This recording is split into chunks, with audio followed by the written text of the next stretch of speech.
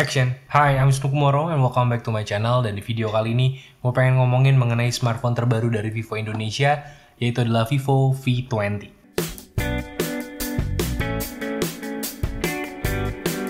Jadi, pada hari ini, 29 September 2020, ya tepat di mana gue membuat video ini, Vivo Indonesia baru aja meluncurkan Vivo V20, tadi siang berarti, karena ini gue rekam malam.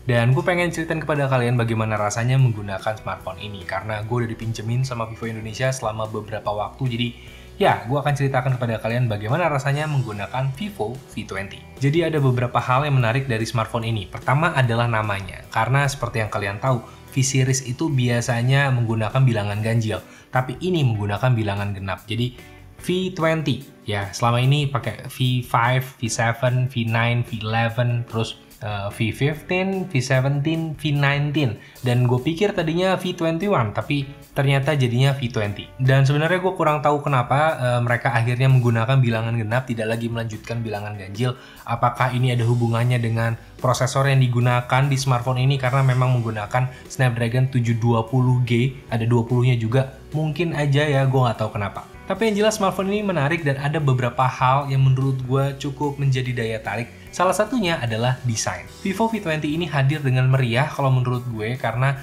warnanya yang diberi nama Sunset Melody ini sulit untuk didefinisikan. Ini seperti sebuah festival, rame banget, dan ya seperti yang kalian lihat ini gue aja bingung warna dasarnya apa. Biru, ungu, pink, atau apa gitu gue nggak tahu, karena setiap pencahayaan berbeda itu warnanya bisa terlihat berbeda. Dan warna yang seperti ini menurut gue memang berpotensi untuk populer di Indonesia, karena ini warna yang memang sudah teruji, karena di negara lain ini sudah pernah diluncurkan desain yang seperti ini. Jadi ini menurut gue warna yang teruji dan berpotensi untuk populer di Indonesia. Tapi memang ini kayaknya nggak untuk semua orang, karena untuk sebagian orang yang suka dengan warna yang lebih kalem, warna yang lebih humble kalau gue sebutnya, ya ini mungkin warnanya berlebihan. Jelas banget ini warnanya nggak humble, ini warnanya tuh lebih ke show off gitu, warnanya lebih mengekspresikan diri. Jadi ya ini warnanya bagus, tapi mungkin tidak cocok untuk semua orang. Ya, it's a good color, but it's not for me. Dan kemudian hal yang juga menarik dari smartphone ini adalah kameranya. Smartphone ini punya 3 kamera di belakang dan 1 kamera di depan. Dan yang paling diunggulkan dari kameranya yaitu adalah 44 megapiksel eye autofocus di kamera depannya. Ya, smartphone ini punya kamera depan yang memang menurut gue superior, karena 44 megapiksel itu bukanlah resolusi yang kecil. Ditambah lagi dengan eye autofocus, karena memang smartphone ini kamera depannya bisa melakukan eye tracking autofocus. Kita bisa menentukan mata kiri, mata kanan, atau secara otomatis untuk pendeteksian matanya. Dan sebenarnya pendeteksian ini tidak hanya untuk mata aja, tapi juga bisa body autofocus dan juga object autofocus. Dan dengan resolusi yang besar sampai 44 megapiksel untuk kamera depannya, ini juga bisa memungkinkan perekaman beresolusi tinggi hingga 4K untuk kamera depannya. Meski memang untuk pengaturan FPS-nya ini menurut gue agak sedikit unik. Jadi kalau orang yang ngevlog pakai kamera smartphone biasanya ada 2 tipe, ada yang berorientasi ke tingginya resolusi, tapi juga ada yang berorientasi ke tingginya FPS. Jadi kalau kalian adalah orang yang prioritasnya ke FPS, di sini mungkin agak sedikit mengalami kesulitan. Karena kalau kalian terbiasa merekam di FPS tinggi, misalkan 60 FPS, itu cuma bisa direkam di resolusi 720p aja. Karena resolusi 1080p-nya ini merekam di 50 FPS. Dan kalau kalian ingin merekam 4K pakai kamera depan, ini cuma bisa sampai 30 FPS aja. Jadi buat kalian yang pengen ngevlog pakai smartphone ini, gue sarankan prioritasnya adalah ke resolusi yang tinggi aja, bukan ke tingginya FPS. Dan yang juga keren dari perekaman videonya di sini, ada sebuah fitur yang namanya adalah Steady Face Selfie Video. Jadi kalian bisa mengambil hasil video kamera depan dengan lebih stabil, dan tentunya dengan autofocus yang juga optimal. Meski rasio videonya itu akan lebih crop dibandingkan saat fiturnya tidak aktif. Dan kemudian masih berhubungan juga sama perekaman video, ini ada fitur yang cocok untuk kalian suka bereksperimen. Namanya adalah Dual View Video. Jadi kalian bisa menggunakan 2 kamera sekaligus di depan dan belakang untuk merekam video. Atau kalau kalian mau, kalian juga bisa merekam menggunakan 2 kamera yang ada di belakang smartphone ini secara sekaligus. Dan untuk hasil perekamannya, ini layoutnya bisa dibuat half split seperti ini, atau dibuat picture in picture. Semua terserah kalian. Dan hasil perekamannya ini resolusinya bisa sampai Full HD. Dan gue rasa ini cocok banget buat kalian yang pengen bereksperimen lebih menggunakan smartphone kalian saat perekaman, mungkin untuk bikin vlog gitu. Karena untuk daily usage-nya kayaknya ini agak sulit untuk diaplikasikan. Gue jarang ngelihat orang posting di sosial media mereka menggunakan fitur tersebut. Karena sebenarnya teknologi ini bukanlah teknologi yang benar-benar baru. Smartphone yang lain juga pernah ada yang punya meskipun tidak selengkap ini pengaturannya. Tapi tetap aja gue nggak pernah ngelihat ada orang posting di sosial media seperti itu. Di YouTube juga gue rasa kayak hampir nggak ada. Biasanya pakai 2 kamera terpisah, bukan menggunakan satu device yang sama. Jadi kalau kalian pengen bereksperimen menggunakan fitur tersebut, smartphone ini bisa membantu kalian. Dan sebenarnya Vivo V20 ini nggak cuma bagus untuk hasil perekaman videonya, tapi juga bagus untuk hasil foto. Karena smartphone ini menurut gue bisa menghadirkan hasil foto yang cukup oke di berbagai skenario. Untuk foto yang wide angle bisa, untuk foto makro juga bisa. Begitupun foto dengan efek monokrom dan juga efek bokeh. Malahan efek bokehnya di sini menurut gue hasil potretnya rapih banget. Dan kalau dipakai untuk foto jarak jauh, ya meskipun agak terbatas, tapi menurut gue cukup oke hingga zoom maksimal 10 kali.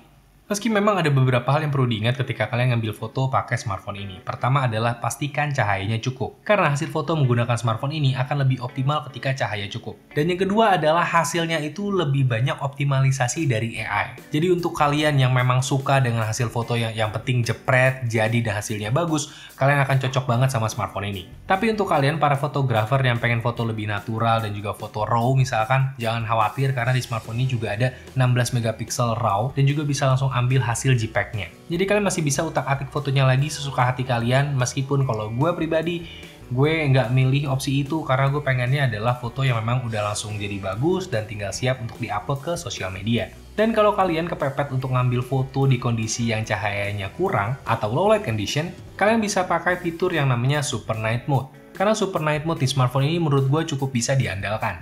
Kalian bisa memilih lensa yang mau digunakan, lensa normal ataupun lensa super wide angle. Dan juga di sini ada beberapa filter yang menurut gue cukup menarik untuk digunakan. Favorit gue sih adalah green orange, karena ini bikin foto jadi nuansanya ya kekinian gitulah. Dan untuk hasil yang benar-benar optimal, kalian bisa menggunakan tripod mode. Jadi ambil foto gelapnya ini menggunakan tripod, sehingga hasil foto jauh lebih stabil. Dan terkait sama foto, ini ada sebuah fitur yang cukup menarik menurut gue, yaitu adalah memory recolor. Jadi, memory recolor ini adalah fitur untuk mengedit foto lama sehingga bisa terlihat lebih high definition. Untuk menggunakannya, kalian tinggal pilih aja menu edit dari foto yang pengen kalian repair atau kalian perbaiki. Gue menyarankan foto yang diedit ini adalah foto yang menunjukkan wajah secara jelas karena memang wajahnya yang diedit. Dan untuk hasilnya, sejujurnya ini membuat gue kagum dan juga takut. Technology is adorably frightening. Gue takut karena memang gue nggak menyangka AI bisa sebegitu akuratnya yang tadinya hasil fotonya ya karena foto lama jadi buram-buram gitu, ternyata hasilnya bisa jadi HD. Gue nggak bisa membayangkan ini sebelumnya karena ini menggunakan smartphone doang dan biasanya orang melakukan itu di komputer dan tempat-tempat lain itu yang lebih serius, tapi ini menggunakan smartphone aja dengan tingkat akurasi yang tinggi itu bisa dilakukan. Dan ini nggak lepas karena bantuan dari Qualcomm Snapdragon 720G-nya memang AI-nya bagus banget, ini generasi kelima AI-nya. Jadi gue nggak heran hasilnya sebegitu akurat. Tapi ada satu hal yang pengen gue ingatkan kepada kalian, karena begitu kalian tahu fitur ini, gue yakin kalian langsung menyiapkan sekian foto untuk langsung dijajal menggunakan fitur ini. Tapi kalian juga harus membaca terms and condition-nya. Karena sebenarnya AI-nya itu melakukan perbaikan berdasarkan foto-foto yang di-upload atau disimpan datanya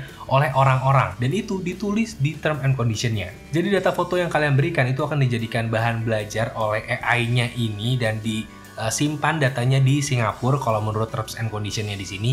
Jadi ya kalau kalian memang memberikan consent, memberikan hak untuk penggunaan data foto kalian ke AI-nya si Vivo ini, ya silahkan dicentang aja karena ada 2 centangnya. Apakah kalian sudah membaca terms and condition-nya, dan juga yang kedua, apakah kalian mengizinkan data kalian digunakan untuk AI-nya belajar. Jadi itu ada 2 centang yang harus kalian lakukan sebelum kalian mengedit, dan pastikan kalian memahami apa yang kalian pilih. Karena ini adalah bentuk dari edukasi supaya kalian lebih peka terhadap cyber security. Dan ngomongin tentang security, smartphone ini juga punya security detection yang disediakan oleh Vivo bekerja sama dengan Avast. Kemudian di sini juga ada privacy dan app encryption untuk kalian yang pengen menyembunyikan file ataupun aplikasi supaya tidak bisa diakses orang lain. Dan di sini juga ada screen capture protection supaya handphonenya nggak bisa melakukan screenshot secara diam-diam apalagi pada saat kalian lagi memasukkan password. Dan ngomongin lebih lanjut tentang security di smartphone ini, ada juga biometrik untuk kalian membuka smartphone. Pertama, ada Screen Touch ID, jadi kalian bisa pakai fingerprint untuk membuka smartphone-nya, kemudian juga ada Face Unlock, dan untuk data face dan juga fingerprint-nya itu disimpan secara lokal di smartphone ini, dan ini terpisah dari operating system. Jadi sekalipun operating systemnya itu di root atau diakses sama orang lain, itu data face dan juga data fingerprint kita itu tetap aman. Menurut privacy statement-nya Vivo sih seperti itu. Dan gue cukup mengapresiasi langkah Vivo dengan memberikan privacy statement di bagian depan dari setiap activity yang dilakukan oleh orang yang baru menggunakan smartphone ini. Jadi kalau kalian baru register muka atau register fingerprint kalian langsung dihadapkan dengan si privacy statement, dia tinggal dibaca, dipahami maknanya apa, kemudian disetujui, ditandai kalau kalian udah benar-benar membaca supaya lebih aman. Ini semua demi keamanan kalian sendiri. Dan sekarang kita masuk ke pembahasan yang sangat penting, yaitu adalah performa dari smartphone ini. Vivo V20 ditenagai Qualcomm Snapdragon 720G dengan RAM 8GB dan storage 128GB. Menjalankan Vantage OS 11 berbasis Android 11, memiliki layar 6,44 inci dengan screen to body ratio 90,37%, dengan resolusi Full HD+, dan tipe layarnya adalah AMOLED dan juga memiliki baterai 4000 mAh yang sudah support 33 watt fast charge. Dengan spesifikasi seperti itu, ketika diuji menggunakan 3D Mark, mampu mendapatkan FPS yang cukup baik menurut gue. Untuk dipakai bermain game mainstream menurut gue masih aman banget. Dan untuk ketahanan baterainya, menurut gue juga tergolong tahan lama. Karena smartphone ini bisa bertahan hingga lebih dari 16 jam saat diuji dengan PC Mark for Android. Kemudian untuk hasil speed test storage-nya, untuk read and write-nya, menurut gue memberikan skor yang cukup lumayan. Kecepatan membaca datanya bukan yang paling fenomenal, tapi menurut gue ini udah masuk standar industri. Dan kemudian untuk baterai 4000 mAh-nya, saat gue uji untuk pengisian daya secara realistis dari kondisi low bat 17% sampai full 100%, itu memakan waktu 58 menit. Dan kenapa gue ngecharge-nya itu dari 17% bukan dari 0%, nggak kayak kebanyakan pengujian, karena gue mencoba untuk pengujian yang realistis. Karena kalau orang pakai smartphone itu biasanya nggak nyampe habis gitu. Jadi ketika udah nyampe 17% atau mungkin 15% atau mungkin 20%, itu biasanya udah langsung di charge gitu. Jadi kalau gue ngetesnya pakai yang dari 0, itu kayak menurut gue kurang realistis. Memang kemampuan maksimalnya itu bisa kelihatan, tapi kehidupan nyata ya yang realistis itu paling dari 17% sampai 100%. Dan itu makan waktu yang menurut gue juga relatif cepat, 58 menit atau kita bisa buletin lah 1 jam. Dan juga buat kalian yang di kehidupan sehari-harinya menggunakan NFC, smartphone ini juga support NFC. Malahan NFC-nya ini lebih multifungsi karena bisa merekam data dari kartu akses. Misalkan kartu akses untuk gedung atau apartemen kalian. Tapi kalian harus pastikan kalau kartu apartemen atau kartu kantor kalian itu support sama aplikasinya. Karena memang tidak semua kartu apartemen dan kartu kantor itu support sama NFC-nya ini. Bukan salah si NFC-nya, salahin kartunya. Dan itu adalah beberapa hal yang menarik dari Vivo V20 ini, dan secara garis besar atau konklusinya bisa gue bilang kalau smartphone ini adalah seri V terbaik yang pernah dibawa masuk oleh Vivo Indonesia. Dari sisi fitur, menurut gue smartphone ini menawarkan fitur yang cukup lengkap, dari yang basic sampai yang fitur lainnya gitu kalau kata Vivo ya, itu cukup lengkap. Dari sisi kamera juga ini menghasilkan foto yang menurut gue baik sekali dan gue suka sama hasil fotonya. Dan untuk dari sisi performa menurut gue masuk ke kategori cukup. Untuk daily use menurut gue masih aman, atau kalau kalian mau pakai performa tinggi sekali-sekali itu juga masih bisa. Kemudian juga dari sisi desain dan warna, dan ini yang memang diunggulkan menurut gue ya. Ini balik lagi ke masalah selera. Kalau kalian adalah orang yang berjiwa muda, yang ekspresif, yang pengen nunjukin ke orang-orang kalau kalian punya smartphone baru, ini cocok untuk kalian. Gue nggak tahu berapa banyak orang yang sepaham sama gue, tapi kalau menurut selera gue, I think it's too much. Ini bukan warna yang humble. Ya, ini sekali lagi, warnanya bagus, tapi it's not for me. Dan sekian video kali ini. Kalau kalian suka dengan videonya, silahkan like dan subscribe. Dan kalau kalian suka banget, silahkan di-share ke teman-teman kalian. Dan untuk informasi lebih lanjut mengenai smartphone ini, cek link yang ada di deskripsi. Dan juga kalian bisa mungkin update beritanya ke Instagram gue. Jadi cari aja Instagram gue @wisnukumoro. Dan Wisnu Kumoro pamit. Dadah.